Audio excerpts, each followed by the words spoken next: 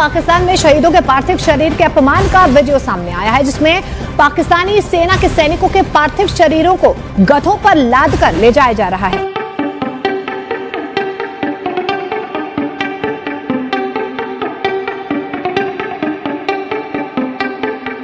तकरीबन 42 लोग जो हैं वो आज पाकिस्तान के अंदर खुरम डिस्ट्रिक्ट, जो पाकिस्तान की एडजेसेंट नेबरिंग एरिया है अफगानिस्तान का, वहां पे उनको कत्ल कर दिया गया है। समझ नहीं आ रही कि इस मुल्क में कितना खून बहेगा। कभी पाकिस्तानी फौज पे हमले हो रहे हैं, कभी पुलिस पे हमले हो रहे हैं। मतलब पाकिस्तान का जो अमन है वो इतना फ्रेजाइल हो चुका हुआ। जरा दहशतगर्दी के जो वाकयात हैं, बढ़ते हुए वाकयात, क्योंकि मेरे लिए वतन अजीज सबसे ऊपर है, तो दहशतगर्दी के जो वाकयात हैं उस पर हर पाकिस्तानी परेशान भी है और हर कोई दुआ गो भी है कि जो वाकयात हैं इनको रुक जाना चाहिए, रोकथाम की तरफ जाने चाहिए। ये पाकिस्तानी होने की हैसियत से आज हमारा दिल दुखी है और it's a bad day, not only a day, लेकिन आप जैसे कह रहे हैं कि पिछले कुछ दिनों से पाकिस्तान इज अंडर स्ट्रेस और टारगेट हो रहा है। सर, बड़े अरसे से ही चल रहा है, यानी दहशतगर्दी खत्म होने का नाम नहीं ले रही। काफी ऑपरेशंस भी हुए हैं कि क्या वजह है कि ये बढ़ता चला जा रहा है बजाय खत्म होने के, जबकि इतना बहुत कुछ कहा जाता है कि इसके लिए किया जा रहा है, और साथ ही हम ये भी कह रहे हैं कि नहीं, हमने ये इवेंट भी करवाना है, ये भी करना है, और हम कहते हैं कि जी क्रिकेटर्स आए और खेलें। सुना है मंडे को बेलारूस के प्राइम मिनिस्टर पाकिस्तान आ रहे हैं। When they will look the news regarding Pakistan, तो क्या न्यूज आएगी? जब वो पाकिस्तान की न्यूज देखेंगे तो क्या न्यूज आएगी कि जी अच्छा हमारे प्रेसिडेंट वहां जा रहा है, तो वहां पे ऑलरेडी 42 लोगों को कत्ल कर दिया गया पैसेंजर वैन्स पे। हैं हम मुसलमान, हैं हम बातें करते हैं। हर देश अपने सैनिकों को सलाम करता है, उनके बलिदान को सम्मान देता है। वहीं पाकिस्तान में उनके सेना के जवानों के शवों को कदमों पर लाद कर ढोया जा रहा है। ये शर्मनाक तस्वीरें और वीडियो न केवल पाकिस्तान की सेना की पोल खोल रही हैं, बल्कि ये दिखा रही हैं कि उनके खुद के सैनिक जिनकी जान देश के लिए कुर्बान हुई, उनके लिए कितना सम्मान है। अभी तक जितना कभी बलूचिस्तान में, कभी खैबर पख्तूनख्वा में, कभी सिंध में, कभी चाइनीज को मारा जा रहा है, कभी जापानीज को मारा जा रहा है, कभी पाकिस्तानी फौज पे हमले हो रहे हैं, कभी पुलिस पे हमले हो रहे हैं।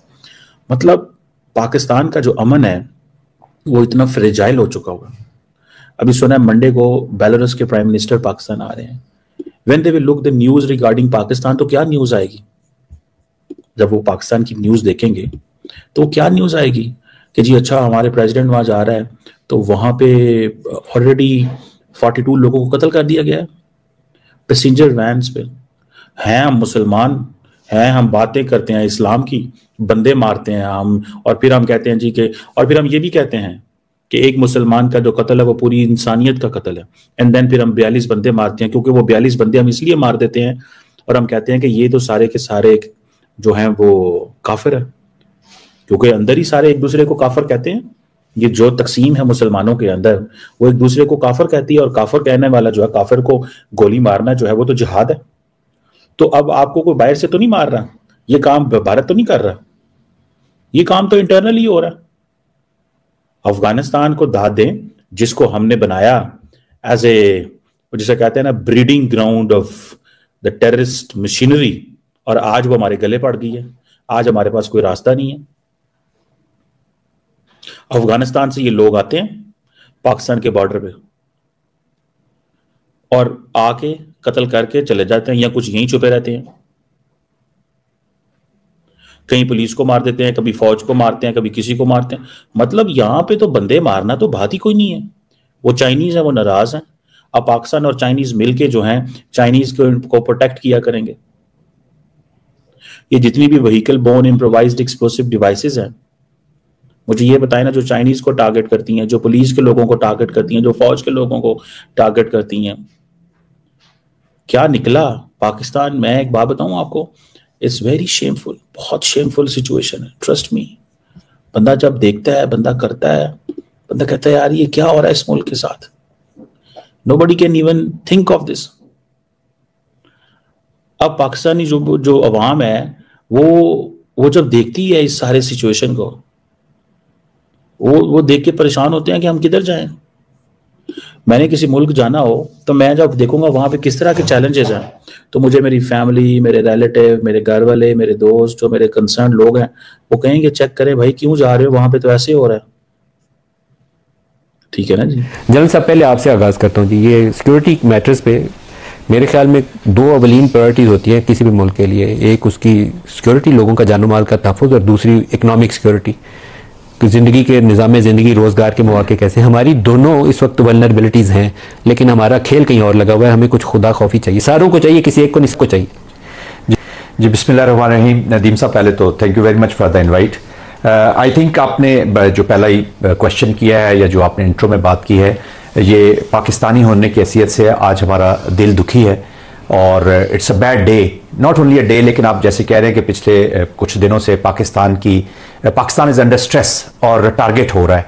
देखिए, हमें इस वक्त समझने की जरूरत है कि पाकिस्तान एक प्रॉक्सी वॉर और स्टेट स्पॉन्सर्ड टेररिज्म की मुश्तरका एक कार्रवाई का जो अफगानिस्तान की सरजमीन से इंडिया हमारे खिलाफ कर रहा है, उसका विक्टिम हुआ है। और उसके अनफॉर्चुनेटली उसके जो अहदाफ हैं वो पाकिस्तान की अवाम और पाकिस्तान की जो सिक्योरिटी इदारे हैं और हमारी जो गवर्नमेंट के अंदर उसका कॉन्फिडेंस है, ऑफकोर्स उसको शटर कर दिया जाए।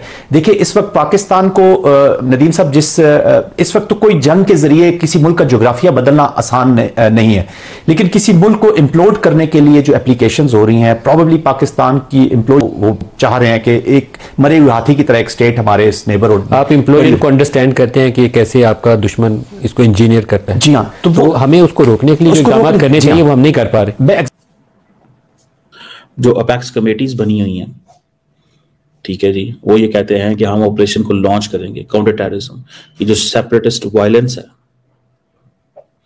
पाकिस्तान के अंदर, अभी तक हम ये नहीं समझ आ रही कि हमने लड़ना किससे है। पहले हम लड़ते थे इस्लामिस्ट जो जहाद जिस ग्रुप थे, इस्लामिक जहादिस्ट ग्रुप जो थे उनसे लड़ते थे।